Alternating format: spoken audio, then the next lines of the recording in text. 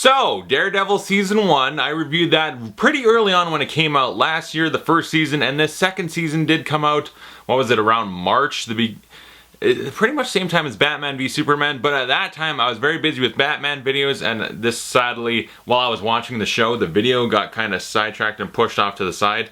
And so you know what I said, god damn it, I went back, rewatched Season 2, and I said, I gotta give this a proper video. It earned it! So here we go, here's my review for Season 2 of Daredevil. Daredevil Season 2 stars Charlie Cox, Deborah and Woll, Elden, Henson, John Bernthal, Elodie Young, and it is the continued story of Matt Murdock, the Daredevil, and now he's got his full Daredevil attire and it looks fucking badass. Daredevil is continuing his protection of Hell's Kitchen, but he's got a lot of new shit going on. A vigilante, the Punisher, rolls in and is just mowing people the fuck down for reasons we have to discover. We've also got the character of Elektra introduced and a ninja group that we sort of knew a little bit about in Season 1. They're coming back into it. The Hand, they're up to some nefarious things. There's a lot going on, a lot of characters intermingling and interesting stories. Karen Page gets very involved in the Punisher story. And a lot of Foggy Nelson doing a lot of great courtroom stuff, being an awesome fucking lawyer. The crumbling alliance of Nelson Murdock. There's a lot of stuff going on in this season, and it was, again, like Season 1, fucking amazing. And I'm going to try to sum it up real quickly in brief, non-spoilers for you who haven't seen it, and then I'm going to send you off to do your homework, your summer assignment or whatever. Go watch Season 2 of Daredevil if you haven't seen it, because it's amazing. And then I'm going to get deep in these spoilers, because I just got to talk about them. There's a lot. I'll try to get through it quick. I could be here for 3 hours talking about how great the show is. So Daredevil, in my opinion, Season 1 was better than anything the MCU has done. And, you know, back then, that was before Civil War came out, and that was after Winter Soldier and all these things, Avengers, and I still say that stands. It's giving me a breath of fresh air in the Marvel Universe from what I got. You know, every couple months we can go there and see a mediocre to okay to pretty damn good superhero film that's bright and fluffy and just featuring a lot of witty people making jokes in this safe environment, PG-13, and it's like, they're fun movies and occasionally can have really good storytelling and get a little bit more dramatic like the Captain America sequels, but overall, like the Avengers, they're all pretty much light fluff that's not amazing filmmaking or anything, but really enjoyable fun times, which is why we love them, right? They take superheroes and just make it a lot of fun. Daredevil introduced the aspect of, let's take our time in a Netflix show so we can have a lot more time to develop actually good villains, something we rarely see in the MCU, really explore our characters, really deep storytelling, very emotional, dark, dramatic, gritty, realistic action. Not everyone's flying around blowing shit up. No, it's just a lot of hand-to-hand combat. People getting beat the shit up. It's dark and gritty, R-rated, a lot of blood and murder and violence. Yeah. Daredevil is the best thing the MCU does because it feels so unlike everything else in the MCU, and that's why I like it, because it's giving me the newness, something different. It doesn't feel like every other fucking carbon copy, same generic stuff that they're sending out. And while I enjoy it, I like Daredevil a whole lot more because it's taking risks and it's interesting. And it's a TV show, so am I going to get citywide destruction? I don't give a shit about that, you know? I just want to see a dude in a stairway fighting a bunch of bikers and kicking their ass. And do we get that? Yeah, Charlie Cox is still amazing as Matt Murdock in Daredevil. He just really, he's so good in this. He's one of the definitive superhero castings. He's one of my favorite superheroes of all time. He's so good in the role. As Matt Murdock, he's great. He's torn between his friends Foggy and Karen and this life as a vigilante, and it really comes to a head in this because Elektra shows up and is pulling him more in the vigilante direction. And with the Punisher, he's got to combat him. And you know, we saw this year 2 other ones, you know, Batman v Superman and Civil War with Iron Man and Captain America, where these superheroes, these like comic book people, they're clashing, their ideologies and everything are coming to a head and they're going to combat over it. So Daredevil and Punisher, very different ideologies. Punisher, John Bernthal, who's also fucking amazing in this. Again, the definitive Punisher, okay? He blows all the other ones out of the water. Amazing casting.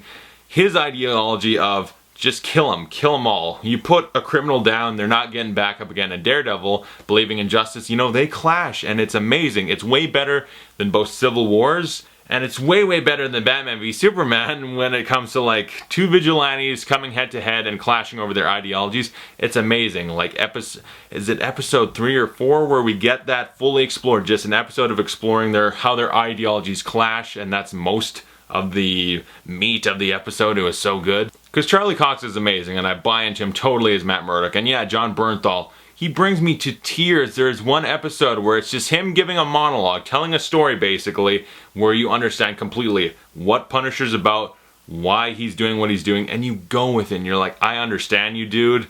I'm with you. Like, he almost brought me to tears. I was riveted by, it's just like 10 minutes pretty much of him talking to the camera, talking to Daredevil, and it's like, oh, this is so good. This is better than both Iron Man sequels, the Thor movies, the Incredible Hulk, Ant-Man. It's better than all that. And it's just a dude talking. It's so good. So Daredevil and the Punisher are both fantastic. And I mean, Punisher, the movie, it sells you on so much realism. Like, this is gritty and dark, and he's just murdering people, hacking people up, shooting them, all the violent shit he does.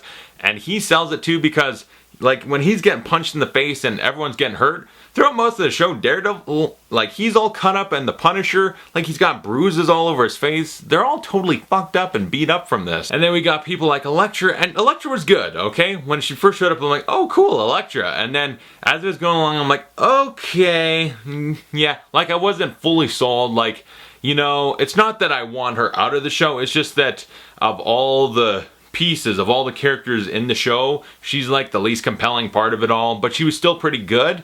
And by the end of it, I see what they're doing, but with Elektra comes a lot of problems this show has with too much setup, which Marvel does a lot. It's always setting up more stuff, and in this, a lot of the stuff with the hand and what they're doing, you never fully understand. It's just a lot of setup for season 3, I imagine, what they're gonna do there. So Elektra and the hand, a lot of that is just set up for next time and stuff that we don't fully understand. As a comic book fan, I don't know a lot about Daredevil and the hand, so when they're talking about the black sky and this and that, I don't know what's going on, really. I'm just kind of watching and like hoping to let it all come to me eventually, and then it's like, oh, it's set up for next time. But then Foggy and Karen, both amazing. Foggy Nelson, like I said, when he's in the court, like, the guy's just crushing it. And this season, he really gets a chance to shine as the lawyer, and him and Matt clashing by them being pulled apart a little bit. He's great. Elden Henson's fantastic as Foggy, and Deborah and Woll as Karen really shines in this season. She was great in season 1, but in this one, she really gets a lot to do. Her following the Punisher and trying to understand him and what he's going through. It's through her we're learning a lot about the Punisher, and she's great. She's fantastic in this. I loved her. She was some of the best parts besides Daredevil and Punisher. I loved every time we went to Karen. So this show has the best action in the MCU. I love, like, the airport fight scene Civil War, okay? I love a lot of that stuff. But seriously, I said in season 1, I'll say it again. Give me the choice between Iron Man flying around shooting some things with missiles and Daredevil just having a simple fight.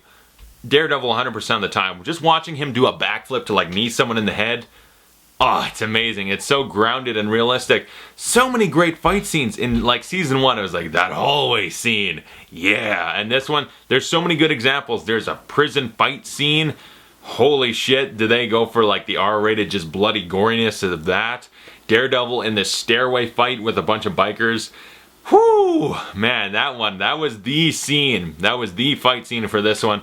And we also get some good rooftop fight scenes, a couple different ones. And because we got Elektra and the hand, so there's a lot of ninja fighting, a lot of cool stuff, a lot of variety. It's not just, season 1 was a lot of mobsters getting beat up, and here it's a lot more of the ninjas, so it's a new aspect, Daredevil fighting these ninjas, these silent people where, you know, maybe he can't totally follow what they're doing because he's blind. So it's like, okay, I need to rely on my sound, and ninjas are quiet, so that makes it more difficult. It mixes it up. And you know, I like that we got Punisher here to blow a lot of mobsters and gangsters away in this and that, and his story's pretty interesting. And I like that we're mixing that up also by adding ninjas and their weird shit. But yeah, the hand, a little too much setup. But I'm fine, I'm not upset we have ninjas or anything. I like that we have ninjas. More ninjas and everything. So it's very clear I like Daredevil Season 2, and I'm gonna do my rating right now. I'm gonna rate the show, and then I'm gonna just basically do my quick spoiler talk on it, and dive into some of the spoilers.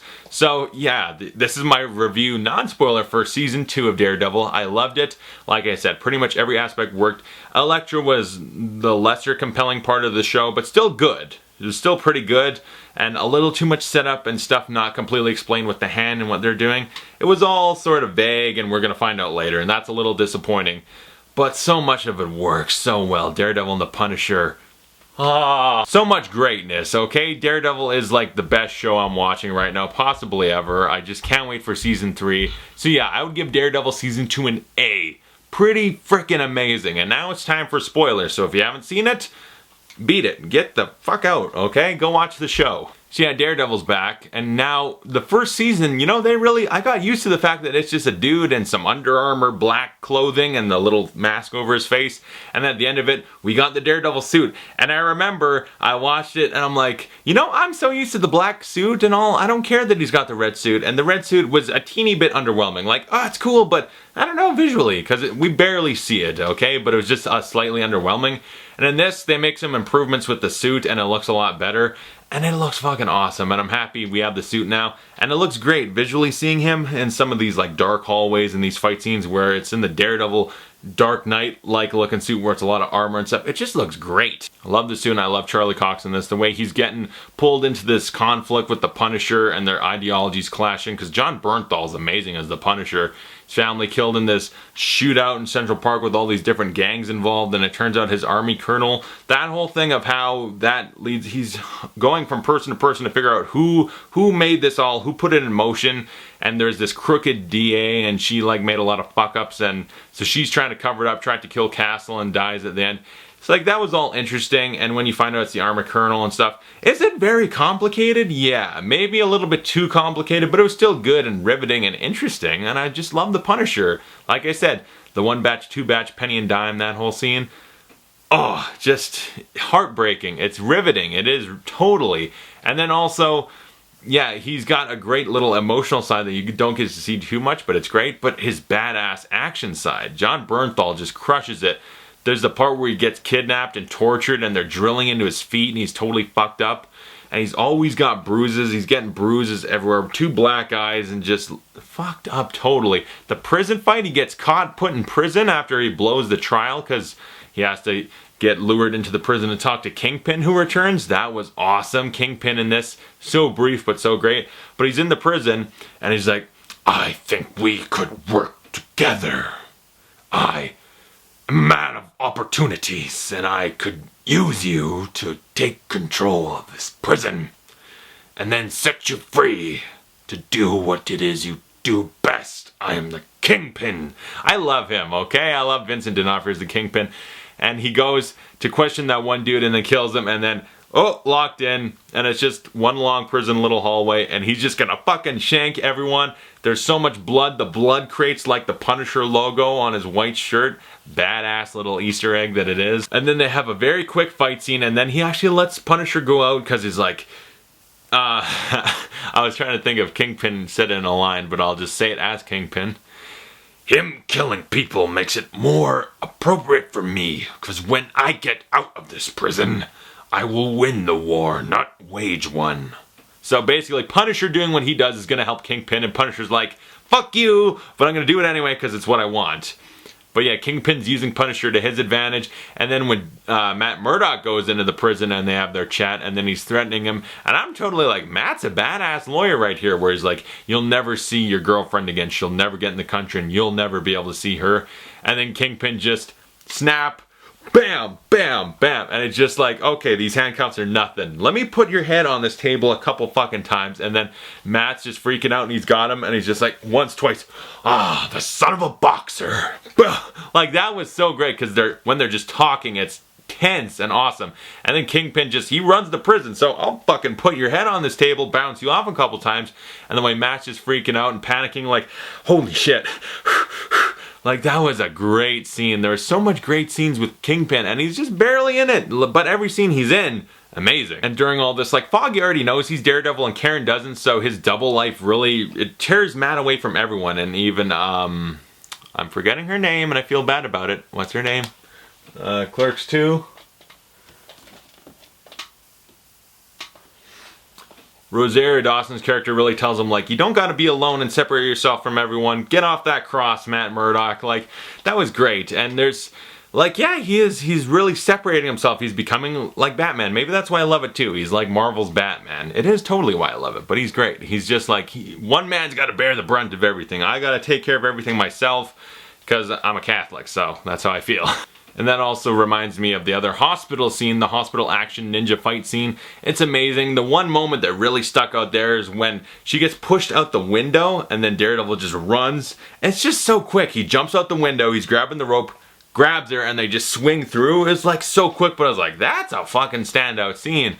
That one, the biker fight scene where he's got a gun taped to his hand and a chain, and he's like just beating the shit out of so many people, and it is really well filmed, okay? Just going through that stairwell and everything, amazing. That is so good. It tops the hallway fight scene from the first season. It's so good. And it's a little obvious where like, it looks like one long take, but you can tell where they're editing and cutting to new takes, but it's still so good. It's so awesome. And the grittiness doesn't end there, because I mean, we got the scene where Stick, who shows up. I love that Stick is here. I love Stick so much. He's great. But he gets kidnapped and they're sticking bamboo shoots under his fingernails. It's like, yeah, everyone gets fucked up in this season. So violent, so brutal. Oh, bamboo shoots in the fingernails. And I know I'm kind of jumping all over the place now, but going back to before Daredevil's kicking all those bikers' ass, like when he's fighting with the Punisher, like he gets kidnapped, chained up to a wall, and then he gets knocked out, wakes up, the gun's taped to his hand, and Punisher gives him that little ultimatum. You can kill me or kill this guy because he's a bad guy, and like Daredevil finds a way out of it. He can't save the bad guy, but he takes down the Punisher and yeah, kicks a lot of biker ass. But that scene, that episode was amazing because yeah, we get them talking about how you got to go for justice, you got to do it right. He's like, when I put them down, they stay down. Your guys get out of jail within a day and do it all over again. Your system doesn't work. That's why I'm necessary.